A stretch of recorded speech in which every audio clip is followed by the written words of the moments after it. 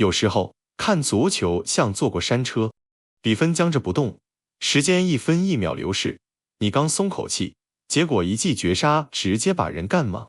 上半场闷成一滩水，你低头刷个消息，进球就这么悄无声息的来了，那种被动挨打、反应慢半拍的感觉，谁没体验过？现在有个靠谱的预测搭子，能在这些让人手心冒汗的节点给你多一点底气。他最硬的底牌就是那稳定的离谱的表现，准确率长期稳在80%，10次判断能中8次，状态好时连红10几场轻轻松松，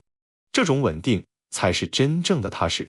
工具的智商来自泊松分布算法，把进球概率掰开揉碎算清楚，再结合欧赔市场的实时波动，把复杂数据和市场情绪混合分析，提炼出最关键的判断。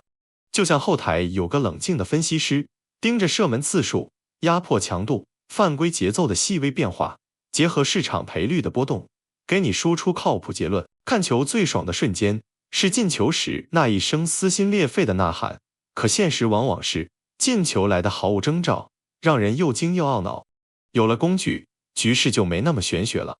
能在关键时刻让你心里有底，判断更冷静，分析更精准。